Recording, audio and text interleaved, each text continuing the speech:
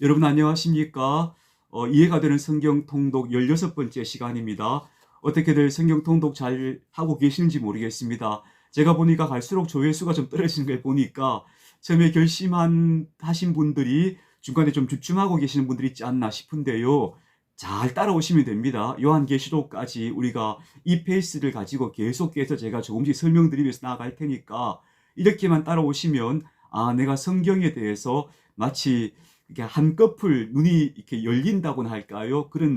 아마 저는 그렇게 될 거라고 기대합니다. 그래서 여러분들이 낙심하지 마시고 조금 어려운 고비가 있을 거예요. 레위기, 민수기, 뭐 또 구약에 들어가면 좀 지루한 순간도 있을 텐데 그런 순간들로 제가 이해가 되도록 설명을 드리겠습니다. 그러니까 잘 따라오시면 끝까지 함께 갈 수 있습니다. 그런 기대를 가지고 함께 가십시다. 자, 출애굽기 22장 10절 읽겠습니다. 사람이 낙이나 소나 양이나 다른 짐승을 이웃에게 맡겨 지키게 하였다가 죽거나 상하거나 끌려가도 본 사람이 없으면 두 사람 사이에 맡은 자가 이웃의 것에 손을 대지 아니하였다고 여호와께 맹세할 것이요 그 임자는 그대로 믿을 것이며 그 사람은 배상하지 아니하려니와. 그러니까 사람이 여호와 앞에서 맹세하면 그대로 믿어야 한다는 거예요. 굉장히 대단하죠 이거. 만일 자기에게서 도둑 맞았으면 그 임자에게 배상할 것이며 만일 찢겼으면 그것을 가져다가 증언할 것이요 짐승들이 와서 해쳤으면 말입니다. 그 찢긴 것에 대하여 배상하지 아니할지니라. 만일 이웃에게 빌려온 것이 그 임자가 함께 있지 아니할 때 상하거나 죽으면 반드시 배상하려니와 그 임자가 그것과 함께 있었으면 배상하지 아니할지니라. 만일 새낸 것이면 새로 족하니라. 굉장히 공평하고 정의롭다는 느낌이 들죠. 사람이 약혼하지 아니한 처녀를 껴 동침하면 납폐금을 주고 아내로 삼을 것이요 납폐금은 신랑이 신부에게 보내는 예물을 납폐라고 해요. 그래서 이것은 지참금이라고 보시면 됩니다. 만일 처녀의 아버지가 딸을 그에게 주기를 거절하면 그는 처녀에게 납폐금으로 돈을 낼지니라.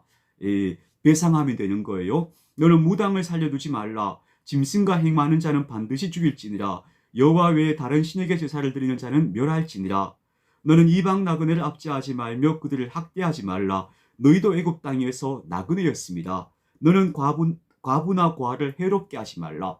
너희도 애굽 땅에서 나그네였습니다 하는 것이 이스라엘 백성이 굉장히 중요한 정체성이 됩니다. 우리가 나그네였어 하는 걸 기억하면서 고아와 과부와 어려운 사람들을 환대해야 되는 거예요. 내가 만일 그들을 해롭게 함으로 그들이 내게 부르짖으면 내가 반드시 그 부르짖음을 들으리라. 약한 자들의 부르짖음을 반드시 들으신다는 겁니다. 나의 노가 맹렬함으로 내가 칼로 너희를 죽이리니 너희의 아내는 과부가 되고 너희 자녀는 고아가 되리라. 내가 만일 너와 함께한 내 백성 중에서 가난한 자에게 돈을 구워주면 너는 그에게 채권자 같이 하지 말며 이자를 받지 말 것이며. 그래서 유대인들은 이자를 동족간에 못 받아요. 내가 만일 이웃의 옷을 전당 잡거든 해가 지기 전에 그에게 돌려보내라. 그것이 유일한 옷이라. 그것이 그의 알몸을 가릴 옷인즉 그가 무엇을 입고 자겠느냐. 그가 내게 부르짖으면 내가 들으리니 나는 자비로운 자임이니라.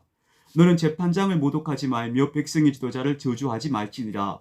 너는 내가 추수한 것과 내가 짜낸 즙을 바치기를 더디하지 말지며 내 처음 난 아들들을 내게 줄지며 내 소와 양도 그와 같이 하되 이래 동안 어미와 함께 있다가 여드레 만에 내게 줄지니라.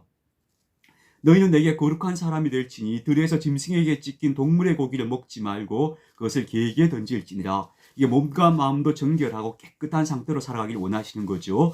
자, 출애굽기 23장입니다. 너는 거짓된 풍설을 퍼뜨리지 말며 악인과 연합하여 위증하는 증인이 되지 말며 다수를 따라 악을 행하지 말며 송사의 다수를 따라 부당한 증언을 하지 말며 가난한 자의 송사라고 해서 편벽되이 두둔하지 말지니라.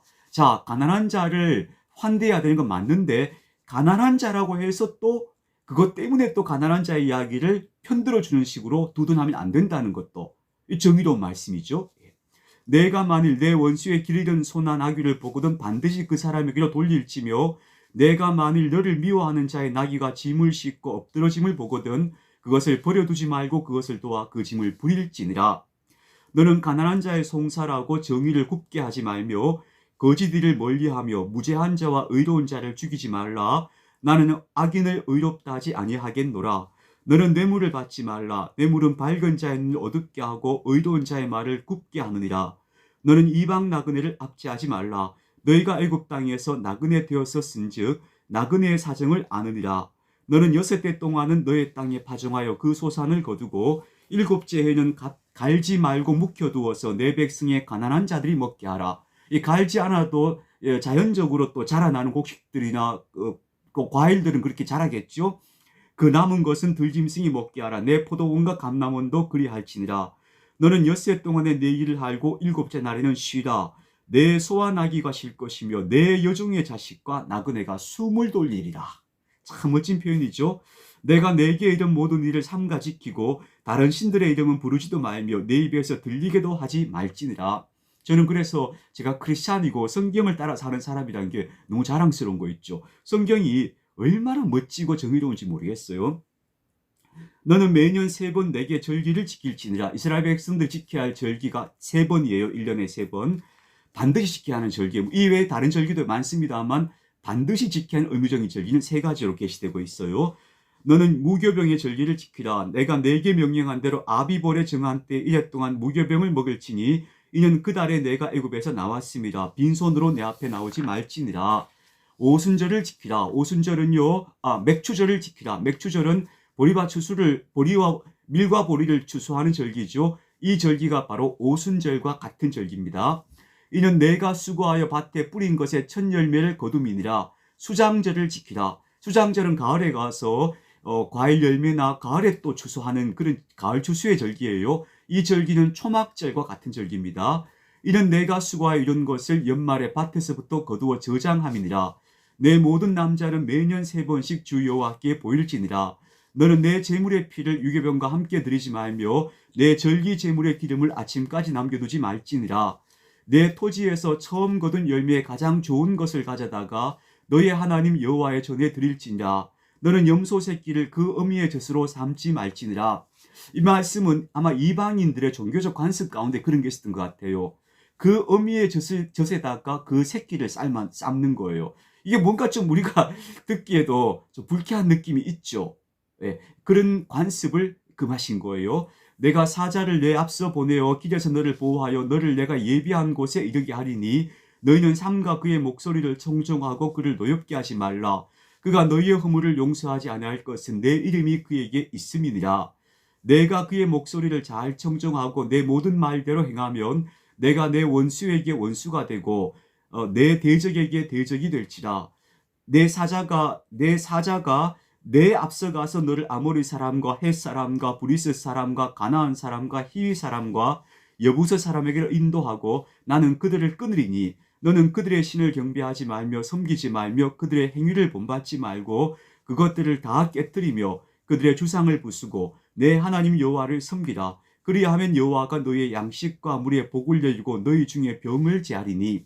이것은 그 백성을 이끄는 하나님이 세우신 지도자들을 잘 따라가라는 말씀이겠죠. 내 나라에 낙태하는 자가 없고 임신하지 못하는 자가 없을 것이며 내가 너의 날수를 채우리라. 내가 내 위엄을 내 앞서 보내어 내가 이를 곳의 모든 백성을 물리치고 내 모든 원수들이 내게 등을 돌려 도망하게 할 것이며 내가 왕벌을 내 앞에 보내리니 그 벌이 히위 족속과 가나안 족속과 헷 족속을 내 앞에서 쫓아내리라. 은유적 표현이에요. 하나님께서 가나안 민족들에게 그런 어떤 자연의 어떤 뭐라 할까요? 왕벌과 같은 막 그런 그들을 막 두렵게 하는 것을 보내어서 그들을 쫓아내 주시겠다는 말씀이에요. 그러나 그 땅이 황폐하게 되므로 들짐승이 번성하여 너희를 해할까 하여 1년 안에는 그들을 내 앞에서 쫓아내지 아니하고 내가 번성하여 그 땅을 기업으로 얻을 때까지 내가 그들을 내 앞에서 조금씩 쫓아내리라. 내가 내 경계를 홍해에서부터 블레셋 바다까지 광야에서부터 강까지 정하고 그 땅의 주민을 내 손에 넘기리니 내가 그들을 내 앞에서 쫓아낼지니라. 자, 홍해에서 블레셋 바다라는 건 지중해를 말하고요. 광야라는 것은 지금 그들이 서 있는 시내 광야 같은 겠죠. 그리고 강이라는 건 유프라데스 강, 북쪽 유프라데스 강을 말해요. 굉장히 지금의 우리가 생각하는 이스라엘 영역보다 훨씬 넓은 영역이에요. 그런 영역을 주겠다 하셨는데 이 약속은 언제 이루어지는가 하면 다윗 왕의 통치 시대에 이 약속이 역사적으로 실현되어졌다고 봅니다. 너는 그들과 그들의 신들과 언약하지 말라. 그들이 내 땅에 머무르지 못할 것은 그들이 너를 내게 범죄하게 할까 두려움이다. 내가 그 신들을 섬기면 그것이 너의 올무가 되리라. 자, 출애굽기 24장입니다. 또 모세에게 이르시되 지금까지 이제 계속 그 계약의 과정이 지금 진행되고 있는 겁니다. 또 모세에게 이르시되 너는 아론과 나답과 아비후와 이스라엘 장로 70명과 함께 여호와께로 올라와 멀리서 경배하고 너 모세만 여호와께 가까이 나오고 그들은 가까이 나오지 말며 백성은 너와 함께 올라오지 말지니라. 모세가 와서 여호와의 모든 말씀과 그의 모든 율례를 백성에게 전하매 그들이 한 소리로 응답하여 이르되 여호와께서 말씀하신 모든 것을 우리가 준행하리이다. 이 백성들이 이렇게 응답하는 거예요. 모세가 여호와의 모든 말씀을 기록하고 이른 아침에 일어나 산 아래에 제단을 쌓고 이스라엘 12지파대로 12기둥을 세우고 이스라엘 자손의 청년들을 보내 여호와께 소로 번제와 화목제를 드리게 하고 모세가 피를 가지고 반은 여러 양푼에 담고 반은 제단에 뿌리고 언약서를 가져다가 백성에게 낭독하여 듣게 하니 그들이 이르되 여호와의 모든 말씀을 우리가 준행하리이다. 모세가 그 피를 가지고 백성에게 뿌리며 이르되 이는 여호와께서 이 모든 말씀에 대하여 너희와 세우신 언약의 피니라. 모세와 아론과 나답과 아비후와 이스라엘 장로 70인이 올라가서 이스라엘의 하나님을 보니 그의 발 아래는 청옥을 편듯하고 하늘같이 청명하더라. 자, 드디어 이렇게 해서 하나님과 이 백성 사이에 계약이 엄숙하게 이제 계약이 체결된 겁니다.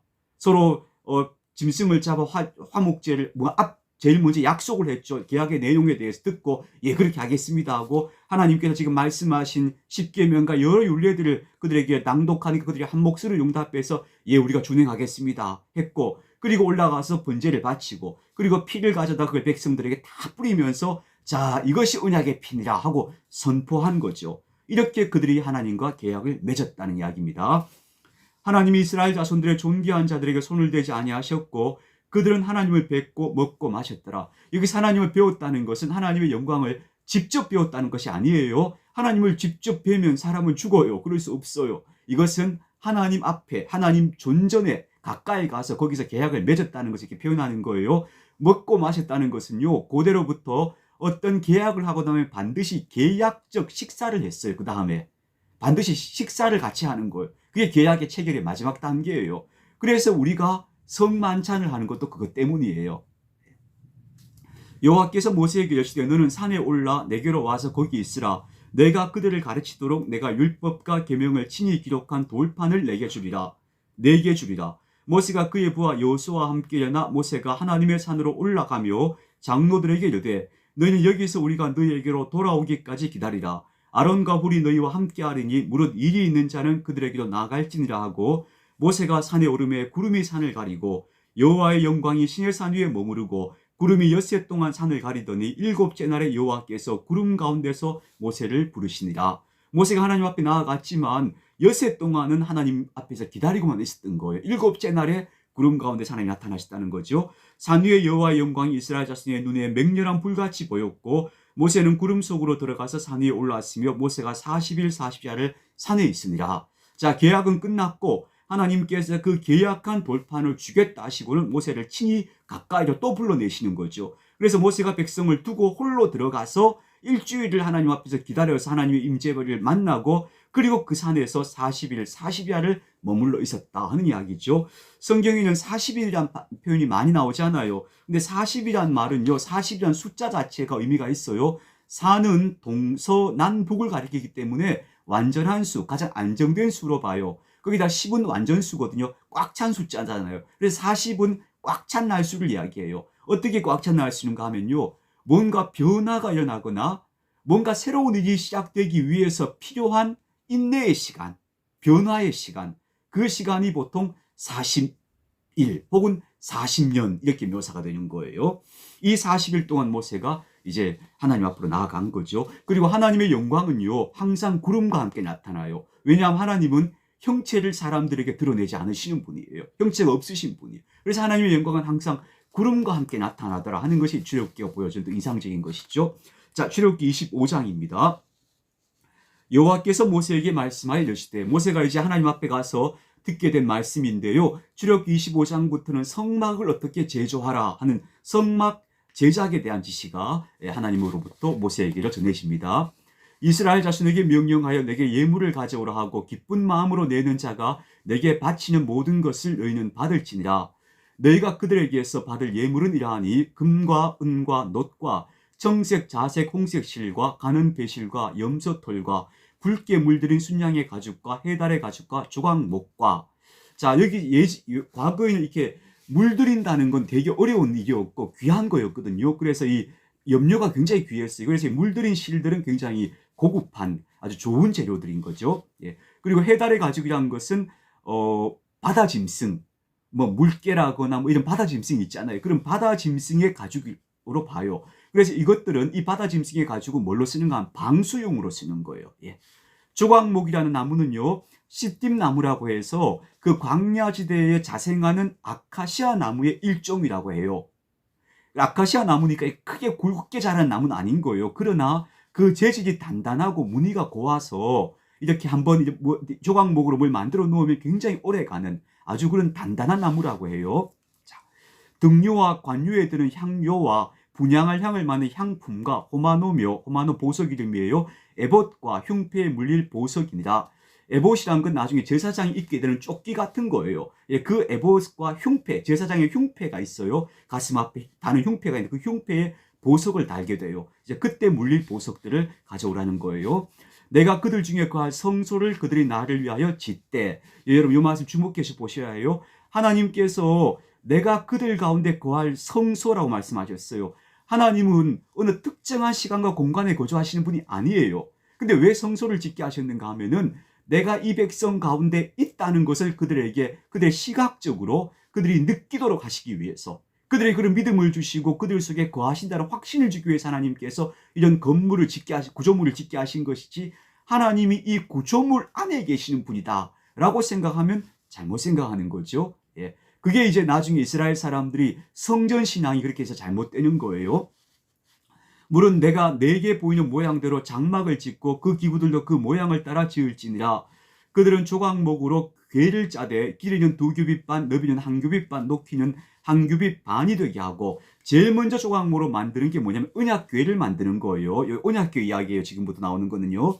너는 순금으로 그것을 싸되 그 안팎을 싸고 위쪽 가장자리로 돌아가며 금태를 두르고 금고리 넷을 부어 만들되 그 네 발에 달되 이쪽에 금고리 저쪽에 이쪽에 두 고리 저쪽에 두 고리를 달며 조각목으로 채를 만들어 금으로 싸고 그 채를 궤 양쪽 고리에 껴서 궤를 매게 하며 채를 궤의 고리에 꿰인 대로 두고 빼내지 말지며. 자 보세요. 길이는 2규빗 반이, 1규빗이 요만큼이라 했죠. 그러니까 요만큼 하고 요만큼 더 가서 반, 요 정도 길이의 그 어떤 나무 궤, 그리고 너비는 1규빗 반이죠. 1규빗하고 반, 요런 정도, 대충 크기가 나오시죠? 요런 정도의 나무로 궤를 만드는 거예요. 그리고 그걸 순금으로 다 안팎을 싸는 거예요.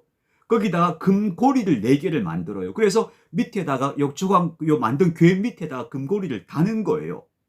그리고 또 요 채를 만들어요. 나무로, 조각목으로 긴 채를 만들어서 그 고리에 꿰는 거예요.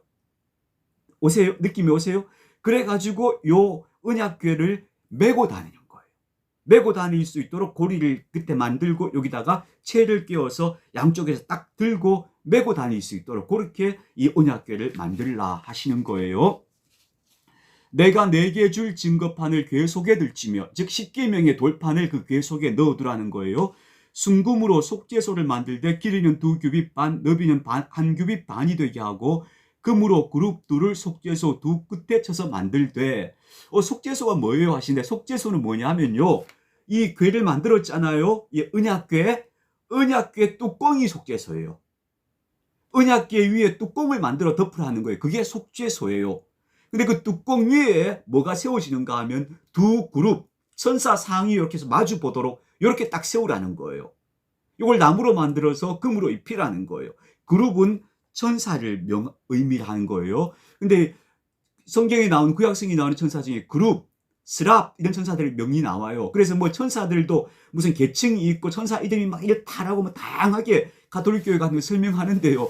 별로 성경적인 근거는 없는 것 같아요. 뭐 어쨌든 그 구조는 재밌어요. 설명을 들어보면 여기서 말하는 그룹은요, 하나님 양편에서 하나님을 찬양하는 소임을 맡은 그런 천사가 그룹이다. 보통 그렇게 얘기해요. 그래서 두 천사가 언약궤 있죠? 만들었죠? 언약궤 뚜껑 위에 두 천사가 딱 서 있는 거예요. 이렇게 날개를 딱 펼치고 얼굴을 마주하고. 요게 바로 속죄소예요. 속죄소는 다른 게 아니에요. 자, 이렇게 만드는 거예요. 자, 계속 읽어볼게요. 한 그룹은 이 끝에, 또 한 그룹은 저 끝에, 곧 속죄소 두 끝에 속죄소와 한 덩이로 연결할지며, 그죠? 이 뚜껑과 천사상이 연결되어 있는 거예요. 그 그룹들은 그 날개를 높이 펴서 그 날개로 속죄소를 덮으며 그 얼굴을 서로 대하여 속죄소를 향하게 하고 속죄소를 궤 위에 얹고 내가 내게 줄 증거판을 궤 속에 넣어라. 이해되셨죠? 자, 증거궤가 있어요. 그 위에 덮는 뚜껑이 속죄소인데 그 위에는 두 천사가 조각되어 있는 거예요. 서로 마주보면서 날개를 펴고. 예. 거기서 내가 너와 만나고 속죄소 위, 곧 증거궤 위에 있는 두 그룹 사이에서 내가 이스라엘 자손을 위하여 내게 명령할 이 모든 일을 내게 이르리다.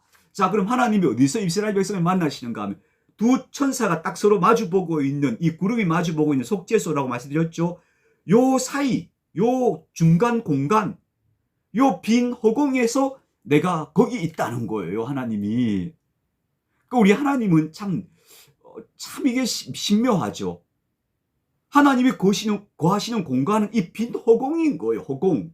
이 빈 허공 속에 내가 거기서 너희에게 명령할 것이다. 이렇게 말씀하시는 거예요. 예.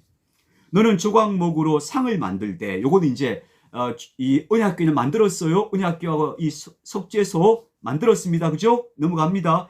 그 다음 만드는 게 뭐냐면 상, 테이블을 만드는 거예요. 테이블. 같은 조각목으로 상을 만들 길이는 2규빗, 너비는 1규빗, 높이는 1규빗 반이 되게 하고 순금으로 싸고 그 주위에 금패를 두르고 그 주위에 손바닥 넓이만한 턱을 만들고 상을 만드는데 턱을 이렇게 만드는 상 위에다 턱을 만드는 거예요. 그 턱 주위에 금으로 태를 두르고 그것을 위해 금고리 넷을 만들어 그 네 발리 네 모퉁이에 달되 상을 만드는데 이 상도 마찬가지로 금고리 넷을 만들어 다는 거예요. 왜냐하면 이동해야 되니까. 턱 곁에 붙이라. 이는 상을 꿰를 채를 깰 것이며, 그죠? 또 조각목으로 그 채를 만들고 금으로 싸라. 이 꿰는 채도 조각목으로 만들고 금으로 싸는 거예요. 상을 이것으로 맬 것이니라. 자, 언약궤에도 고리 4개가 달려서 메고 다니라 했고, 그 다음에 이 테이블, 이 상도 고리 4개를 달아서 메고 다니는 거예요. 너는 대접과 숟가락과 병과 붓는 잔을 만들 때 순금으로 만들며 상위에 진설병을 두어 항상 내 앞에 있게 할지니라. 진설병이란 것은 한자말인데요. 하나님 앞에 진설한다, 올려드린다는 뜻이에요. 올려드리는 떡이라는 뜻이에요. 빵이라는 의미죠. 이게 뭐냐면 12개의 빵을 매 안식일마다 6개 이렇게 포개가지고 탁 올려드려요. 이게 진설병이에요. 이걸 올려드리는 건데 이건 뭐냐? 무교병이에요. 무교병을 12장을 매 안식일마다 새 것을 넣어드리고 새 것을 빼고 이렇게 하나님 앞에 진설하는 거예요. 그 테이블을 만든 거예요. 예. 그 다음에요, 이번에 등잔대를 만듭니다. 너는 순금으로 등잔대를 처음 만들 때 그 밑판과 줄기와 잔과 꽃받침과 꽃들 한 덩이로 연결하고 등잔인데 다 한 덩어리로 연결되도록 만드는 거예요. 가지 6을 등잔대 곁에서 나오게 하며 다른 3가지는 이쪽에서 나오고 다른 3가지는 저쪽으로 나오게 하며. 자, 등잔대인데요. 제가 기술이 좋으면 제가 이게 사진을 딱 띄워버리면 되는데 지금 그렇게 못하게 설명을 할게요. 등잔대 기둥이 딱 서 있어요.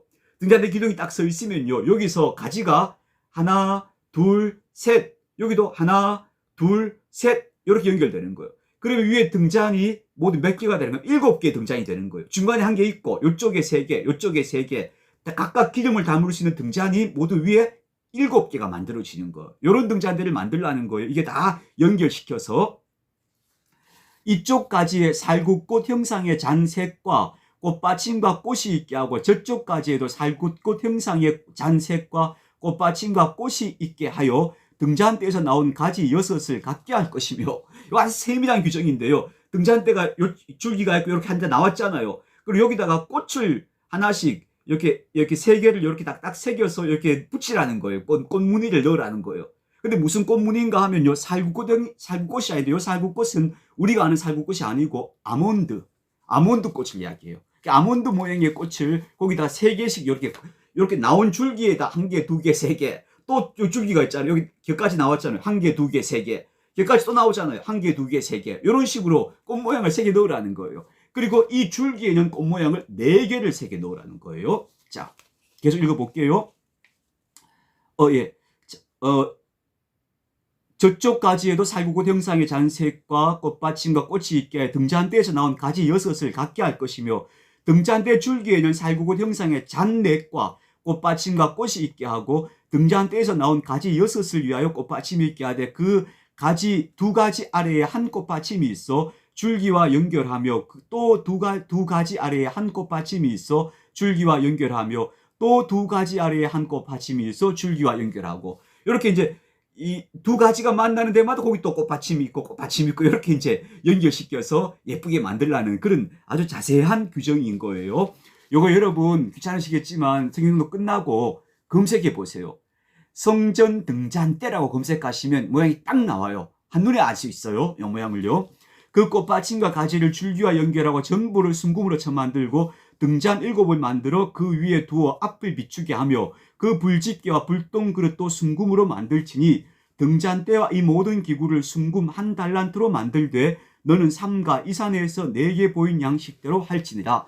순금 1달란트는 무게로 34kg 정도 되는 금이라고 해요. 근데 요 금을 가지고 도금을 하는 거죠. 도금을 해서 요렇게 등잔대는요 순금이에요. 등잔대는 그냥 순금으로 만드는 거예요. 이 등잔대를 만드는 것이 금 1달란트예요. 예. 앞에 거 이제 금 입힌 건 따로고요. 예, 제가 착각이 했습니다. 금잔대를 만드는 게 금 1달란트가 들었다. 34kg가 들었다는 거예요. 완전히 금덩어리인 거죠. 예. 그 다음 출애굽기 26장입니다. 너는 성막을 만들되 가느게 꼰 배실과 청색, 자색, 홍색 실로 그룹을 정교하게 수놓은 10폭의 휘장을 만들지니 매 폭의 길이는 28규빗, 너비는 4규빗으로 각 폭의 장단을 갖게 하고 그 휘장 5폭을 서로 연결하며 다른 5폭도 서로 연결하고 그 휘장을 이을 끝폭가에 청색 고를 만들며 이어질 다른 끝폭가에도 그와 같이 하고 휘장 끝폭가에 고 신궤를 달며 다른 휘장 끝폭가에도 고 신궤를 달고 그 고도를 서로 마주보게 하고 이 글자로만 읽으면 이게 무슨 소린가 싶죠? 여러분 제가 설명을 한번 드릴 테니까 들어보세요. 제가 오늘은 요 설명하고 나면 끝이 날 것 같아요. 성막이라는 게 뭐냐 하면요. 텐트예요. 텐트. 그래서 지금까지는 성막에 들어가는 뭘 만들었죠? 언약궤. 그리고 그 위에 덮는 속죄소. 그리고 테이블. 진설병을 얻은 테이블 지금 만들었죠? 그리고 금으로 등잔대 만들었잖아요. 자, 26장에 와서 이제 본격적으로 성막을 짓는 거예요. 근데 먼저 성막을 덮을 휘장을 이야기하는 거예요. 성막은 텐트니까 덮을 휘장이 필요하잖아요. 그걸 어떻게 만드는가 하면 휘장은 모두 4종류가 있어요. 제일 안에 휘장, 그 위에 휘장, 그 위에 휘장, 그 위에 휘장에서 4겹으로 덮었어요. 근데 제일 안에 덮는 첫 휘장을 뭘로 만드는가 하면 가늘게 꼰 배실과 청색, 자색, 홍색 실로 정교하게 그룹을 수놓아요. 천사 모양 거기 수놓아서 10폭으로 만들어요. 10폭. 그러니까 10개의 휘장을 만드는데 길이가 28규빗 그리고 너비가 4규빗이라고 했어요. 요걸 10개를 만드는 거예요. 10개를 만들어 서로 연결시키는 거예요. 근데 여러분 요때 길이와 너비를 착각하지 마셔야 돼요. 요때 연결되면 어떻게 되는가 하면 요 너비가 높이가 돼요. 그리고 길이가 이 길이가 돼. 이 옆으로 가는 이 좌우 길이가 되는 거예요.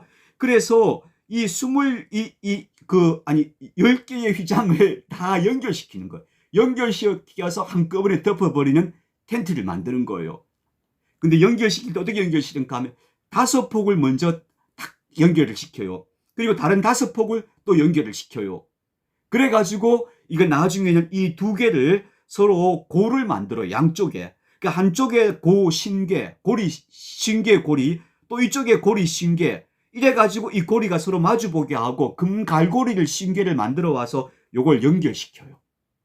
이래가지고 10폭으로 만든 휘장, 제일 안에 보는 제1휘장이 이렇게 완성이 되는 거예요. 요걸로 딱 덮는 거예요. 그게 성막이에요. 자, 제가 내일 또 이어서 여성막에 대한 설명을 드리겠습니다. 오늘도 좋은 하루 되시고요. 성경통독 우리 끝까지 함께 가십시다. 예, 수고하셨습니다.